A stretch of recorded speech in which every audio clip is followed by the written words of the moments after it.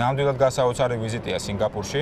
ძალიან ბევრ ქვეყანაში ვარ ნამყოფი, იაპონიაშიც ვარ ნაცხოვრები 1 წელი, ძალიან ბევრ აზიურ ქვეყანაშიც, მაგრამ ეს არის არა აზიური, არამედ არის სოფლიო საოცრება და არის კიდევ ერთი მაგალითი იმისა, რა შეიძლება პატარა ერმა, თუმცა ამბიციურმა და მობილიზებულმა მშობელმა ერმა გააკეთოს და შეძლოს.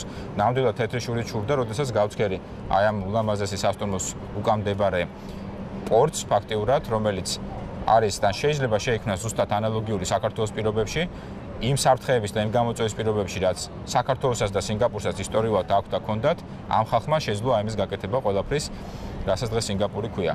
სამწუხაროდ, საქართველოს ამორჩეველი თავის დროზე მოტყუდა, საქართველოს ამორჩევლის დიდი ნაწილი მე მიხარია, რომ დღეს აკეთებს სწორდასკვებს და სწორ ანალიზს. საზოგადოებამ თქვა ძალიან ლოგიკური პროტესტი ძალადობის წინააღმდეგ, რასაც ციხის ძალადობა ერქვა იმ ეტაპზე, მაგრამ როგორც აღმოჩნდა, ციხის ძალადობა დღესაც არსებობს, დღესაც ხდება ასეთი ფაქტები, მაგრამ სამწუხაროდ აღარ არის ისეთი აქტუალური, როგორც ეს იყო 1 ოქტომბრამდე რამდენიმე დღით ადრე. სამწუხაროდ საზოგადოებამ გამოვიდა, რომ უარი თქვა აი ამაზე ყველაფერზე.